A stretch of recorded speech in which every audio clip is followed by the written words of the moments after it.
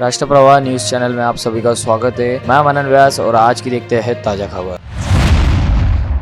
महानगर पालिका द्वारा संपत्ति कर में की गई बेतहाशा वृद्धि को महाराष्ट्र शासन ने स्थगिति देने का आदेश 5 सितंबर को उपसचिव विद्या हम्प्या के हस्ताक्षर से जारी हुआ, जिसके बाद शहर के दो विधायक सुलभा खोड़के तथा रवि राणा के बीच कर वृद्धि पर आई स्थगिति को लेकर शहर की लड़ाई देखने को मिली। आज सुबह विधायक राणा ने मुख्यमंत्री शिंदे को 25 अगस्त को संपत्ति कर वृद्धि को स्थगिति देने तथा जूने दर से टैक्स वसूली के पत्र पर मुख्यमंत्री के हस्ताक्षर से कर वृद्धि को स्थगिति देने के लिखित आदेश की प्रत मीडिया को दी गई, जिसके बाद शाम को विधायक सुलभा खोड़के ने शहर की जनता को बेतहाशा संपत्ति कर वृद्धि को स्थगिति लाने के लिए शासन स्तर पर किए गए प्रयत्नों का ब्यौरा पत्रकारों के सामने रखा। काही लोक लोकप्रतिनिधी असे आहे की मंत्र्यासोबत फोटो काढून दाखवतात।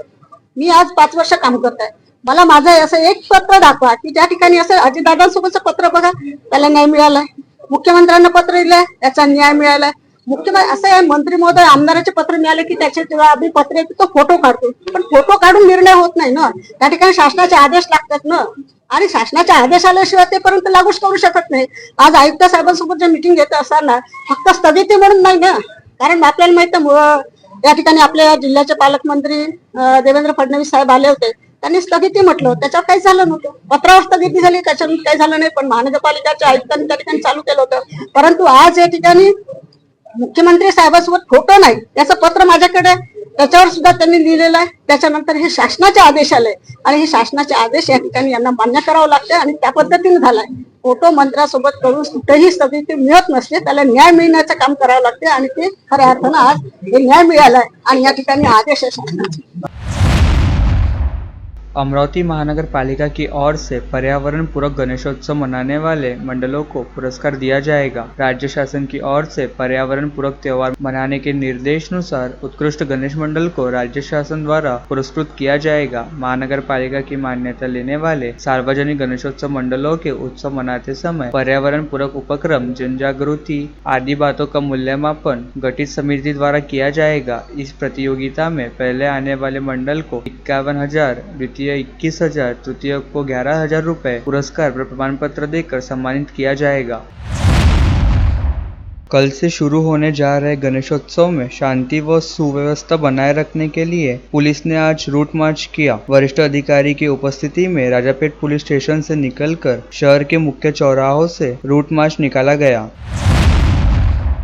अमरावती जिले सहित शहर में टीनेज युवतियां घर से गायब होने की घटनाओं में हो रही वृद्धि माता पिता का टेंशन बढ़ा रही है। जिले के बेनोड़ा पुलिस स्टेशन अंतर्गत ग्राम पांडरंग घाटी निवासी भीमराव नवड़े ने पुलिस में दी शिकायत के अनुसार उसकी 17 वर्षीय लड़की 3 सितंबर को शाम 5 बजे संडास को जाती हूँ ऐसा बोलकर गई, लेकिन घर पर वापस नहीं आई। जिसके बाद गाँव में ढूंढने तथा रिश्तेदारों से संपर्क करने पर भी कुछ पता नहीं चलने से फरियादी ने पुलिस में शिकायत दी। वही दूसरी घटना भी बेनोड़ा के गुणवंत नगर में घटी, जहां घर से 14 वर्षीय लड़की गायब हो गई। 35 वर्षीय महिला ने दी शिकायत के अनुसार वह काम से वापस घर लौटी तो उसकी बेटी घर पर नहीं दिखाई दी, जिसके बाद पास के रिश्तेदार तथा गांव में ढूंढने पर नहीं मिलने पर पुलिस में शिकायत दर्ज कराई।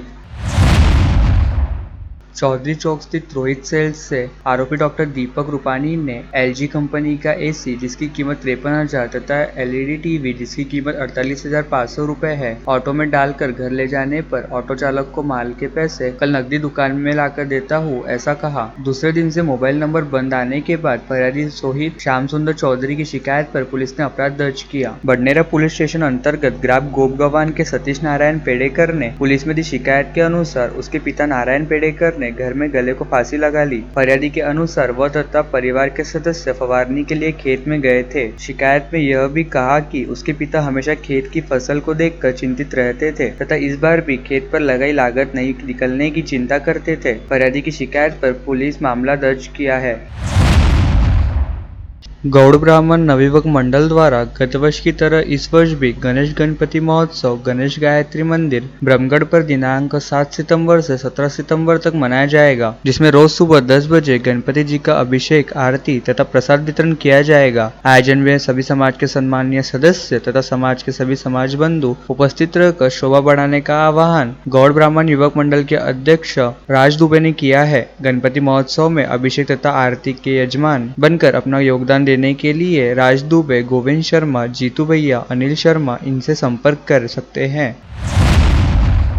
श्री नीलकंठ प्राथमिक विद्या मंदिर में भारत के पूर्व राष्ट्रपति स्वर्गीय निवासी सर्वपल्ली राधाकृष्णन स्मृति में शिक्षक दिवस का आयोजन किया गया। कार्यक्रम में नीलकंठ मंडल के वरिष्ठ सदस्य एवं सामाजिक कार्यकर्ता अभिनंदन पेंडारी की अध्यक्षता एवं भारतीय सेना के पूर्व कैप्टन दिलीप ठाकरे एवं मुख्याध्यापिका पूनम येवातीकर की उपस्थिति रही। स्कूल की मुख्याध्यापिका पूनम येवातीकर ने अपने संबोधन में शिक्षक दिवस के महत्व पर प्रकाश डाला और स्वर्ण जयंती वर्ष के दौरान नीलकंठ स्कूल के काम की समीक्षा की। इसके बाद शिक्षक दिवस मनाते हुए कार्यक्रम के अध्यक्ष अभिनंदन पेंडारी ने सभी शिक्षकों के प्रतिनिधि के रूप में मुख्याध्यापिका पूनम येवातीकर को शॉल, श्रीफल, मोती की माला और पुष्पगुच्छ देकर सम्मानित किया। कार्यक्रम का संचालन श्रीमती वैशाली चांदूरकर एवं धन्यवाद ज्ञापन श्रीमती कविता कुमरे ने किया। इस अवसर पर सुषमा वानखड़े, प्रार्थना गिरनीकर, शीतल बिल्लेवर, राधा पंद्रा, सोनाली जावरकर, दुर्गा मुले, काजल जोशी, पूनम वानखड़े, मेघा फुलबरकर, मोहन नेर, विजय घनाडे, आशीष गोहत्रे, इंगोले और छात्र, शिक्षक और कर्मचारी उपस्थित थे। महानगर पालिका के आयुक्त सचिन कलंत्रे ने शहरवासियों को पर्यावरण पूरक गणेशोत्सव मनाने का आह्वान किया है। आयुक्त ने आज प्रथमेश जलाशय तथा छत्ती तालाब का गणेश विसर्जन के लिए मुआयना कर अधिकारियों को आवश्यक निर्देश दिए। इस अवसर पर सहायक आयुक्त दीप्ति गायकवाड़, भूषण पुसतकर, वैद्यकीय आरोग्य अधिकारी डॉक्टर विशाल काले, वैद्यकीय अधिकारी स्वच्छता डॉक्टर अजय जादव, अग्निशमन अधीक्षक अजय पंद्रे सहित मनपा के अधिकारी कर्मचारी उपस्थित थे। कल से राज्य में 10 दिनों तक चलने वाले गणपति उत्सव की तैयारी जोरों पर है। गणपति बप्पा के कल होने वाले आगमन को लेकर हर कोई उत्सुक है। गणेश जी की स्थापना के लिए घर से लेकर मंडल तक तैयारी अंतिम टप्पे पर है। इस अवसर पर शहर के कुछ नामांकित गणेश मंडलों का जायजा राष्ट्र प्रवाह ने लिया। हमारे प्रतिनिधि ने बाप्पा के आगमन की तैयारी को लेकर आज शहर के नामांकित बुधवारा के आजाद हिंद मंडल को भेंट दी। इस दौरान मंडल के पदाधिकारी पूर्व स्थायी समिति सभापति विवेक कालोती ने बताया कि नमस्कार, मी विवेक दिनकरराव कलोती, आझाद हिंद मंडळाचा एक पदाधिकारी कार्यकर्ता। या वर्षी आझाद हिंद मंडळ 93व्या वर्षाचा गणेशोत्सव साजरा करत आहे। या मंडळाची स्थापना 1928 रोजी झाली। त्यावेळेस या मंडळाचे नाव रॉयल क्लब म्हणून प्रचलित होते। त्यानंतर आझाद हिंद मंडळ असे या मंडळाचे नाव करण्यात आले। वीर वामनराव दादा जोशी, स्वर्गीय हरिभाऊ कलोती, अंबादास पंत वैद्य या थोर पुरुषांच्या उपस्थितीत हे मंडळ गेल्या